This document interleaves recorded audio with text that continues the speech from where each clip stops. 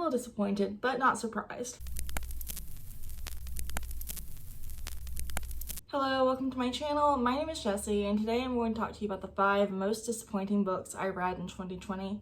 First of all, I read 90 books in 2020, so I think to have found only 5 books that actually disappointed me all year, I think that was like a very good reading year as far as 2020 goes. And then also, please don't be too upset with me if I do not like a book that you loved. Books hit us all differently, and so I completely respect and your feelings towards like loving any of these books that I didn't like that much are completely valid. So please don't hate me. And then I will also be talking about these books in the order of least most disappointing to the most disappointing. And all these books are rated mostly 2 stars.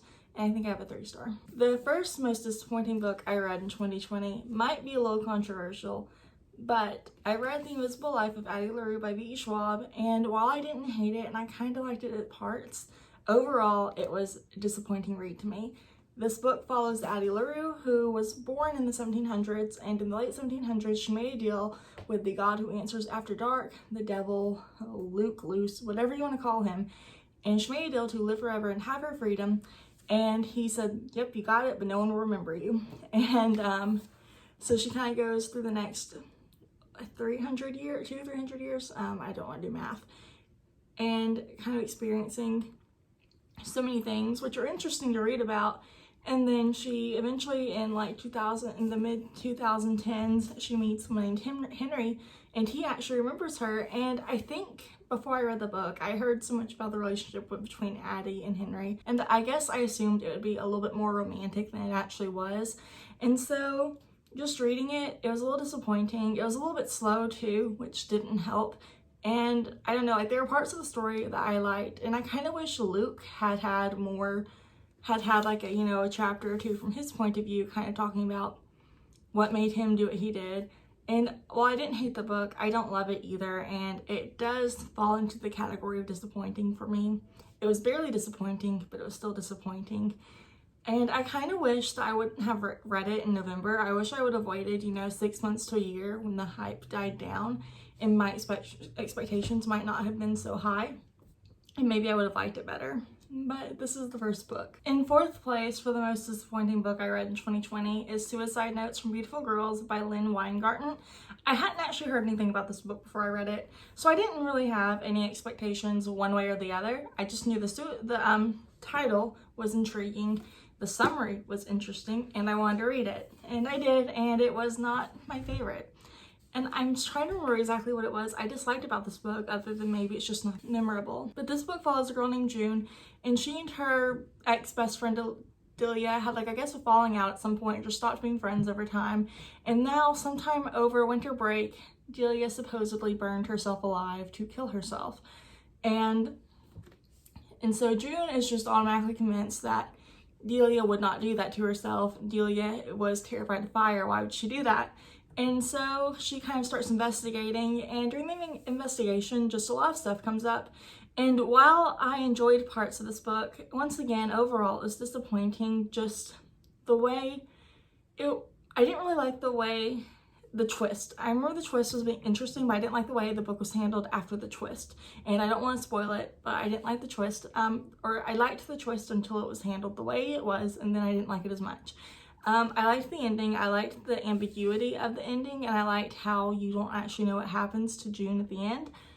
You can make an assumption one way, but there's still a chance it happened the other way. I've been trying to put my finger on it, what I find disappointing about this book, other than maybe the fact that it just wasn't up to par with other, like, I guess, YA thriller type books that I've read this year, because Monday's Not Coming was amazing. Allegedly was amazing. Grown was amazing. I'm trying to think of what other YA thrillers I read. A Danger to Herself and Others that I read in 2019 was a great book. And so I had really high hopes of this one, because I typically enjoy YA thrillers, because even though I'm an adult, they still get me sometimes. And then this one just kind of let me down. It wasn't bad, it wasn't awful, and I could see why some people might like it, but overall, just, I didn't like it that much. It felt like, I remember what I didn't like now. June was very eager to please everyone in her friend group, I guess, and so she and Delia, she kind of followed Delia around like a puppy, and then when the twist happens, June follows some other people around like a puppy, and it's just, June felt like she had very little personality and character, and I don't know, it wasn't for me. In third place for the most disappointing book I read in 2020 is Evermore by Alison Noel, and I went into this book knowing that there'd be a very good chance of it being a disappointment to me, because it was a book that I read for the first time whenever I was 13 or 14, and so it's been about 10 years since I read it. So obviously it comes from like that time of like YA romance that all seemed like it was so very loosely and similarly set up to Twilight and books like that. This book followed a girl named Ever. She had a sister who had a more, I guess, regular name like Riley, I think, and her whole family died in a car crash, and so she sees ghosts now, and she can like just absorb information, and like she can like touch a textbook and know everything in it. So she's so bored because she doesn't have to study. She knows everyone's life history and she doesn't want to. And then all of a sudden, this new guy named Damon, who she magically falls in love with immediately, he magically falls in love with her immediately, but she can't read him like she can read everyone else, so it's like a relief. He comes to town, and then they eventually start dating, and looking at it now, the way I think about it as an adult versus how I thought about 10 years ago, Damon was kind of creepy because he knew so much more about Ever and their potential spoiler past lives than she does, and so it feels like he's kind of taking advantage of her lack of knowledge to just let himself enjoy her while he can before what always happens does eventually happen again.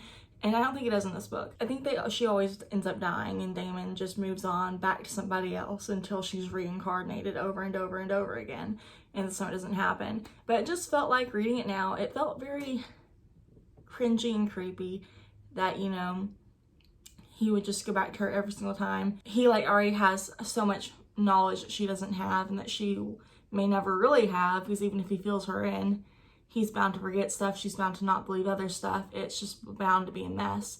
But magically they're gonna work out. Or at least that's what it seems in the first book, because apparently it's a series and I didn't know that. This book was just disappointing because I was kind of hoping I would still like it, but I did go into it with like the knowledge that there was a chance that because this was a book written like in that early 2000s era, that there'd be a decent chance it wouldn't, you know, hold up. It also had like some cliches, like the gay best friend and then the very alternative best friends. Those were kind of included in it as well. But anyways, that book just, I'm a little disappointed, but not surprised. The second most disappointing book I read in 2020 was Sharp Objects by Gillian Flynn. This book I really thought wouldn't be on this list when I first started reading it. I had such high expectations for it. It was going so well at first. It follows this girl named Camille, and she's a reporter for a small newspaper in Chicago, I believe. And she gets sent back to her hometown to do a story over these girls who are going missing. And I believe one or both of them have at some point been found dead. And so her boss is like, go to the story, you have family there, it'll be okay. And he kind of ignores, or to me he kind of ignores at least, her mental health issues she's had somewhat recently. She goes to like see her mom and her stepdad, who are pretty much estranged from her. And she also sees her 13-year-old sister Emma, who she's never really spent time with because she's been an adult for pretty much all of Emma's life. And the story started out promising. I thought it was really interesting, the whole idea of, you know, Camille finding out what's happening and then seeing if it's related to her family at all, or like who it is in the town, because it's a very small town. And it was interesting at first. I was excited. And then as the story goes on, you like learn that Emma is kind of like, everyone's interested in her for some reason. Some people like just talk badly about her because of how she is, and then some people just, she's very hypersexualized for a 13-year-old character. I guess if they want to do it, it's fine, just don't show it the way it was shown in the book.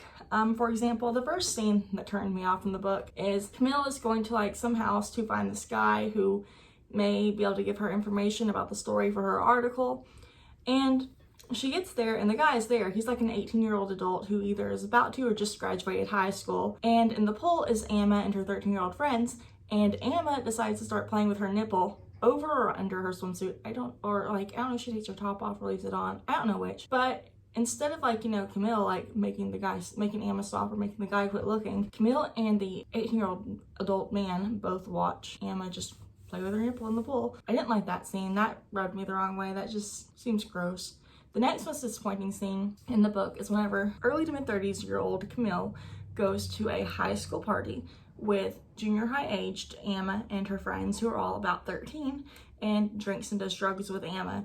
And I'm glad at least that she had the forethought not to do it with the other girls, but the fact that she still did it with her 13-year-old sister is gross to me. And maybe I'm being judgmental. I feel like I'm being judgmental because like these two big things ruined the whole story for me, because up till that point it was a great story. It was really interesting. It was kind of fun and interesting to see how things went, but those two scenes with Emma just really, I didn't like. They just bothered me so badly. I didn't like that, and it kind of made it to where I didn't enjoy the ending as much as I think I would have if I hadn't read those two scenes in the book. I probably would have DNF'd the book if I hadn't been listening to it as an audiobook. Alright, and now for the most disappointing book I read in 2020, which I'm afraid might also be another kind of controversial pick, is Again But Better by Christine Riccio. This book follows Shane, who is a pre-med student in college. She's a junior in college, and she decides to go on this school trip to London to take classes in creative writing over the summer and kind of redo her college experience. She wants to make friends and do fun stuff and not just focus on school and going to see family. But when she gets there, she kind of falls into the rut of doing the same things over and over again, even though she has a strong start to begin with. And then next thing you know, she's back in the US. It's 7 years later, and she runs into someone from the trip and they get to do it all over again. That's a rough summary, and now I'm gonna get into why I don't like it. First, Shane seems very wishy-washy. She's doing a degree that she doesn't want to do because her parents want her to do it, and her parents are paying for her school, and that's fine.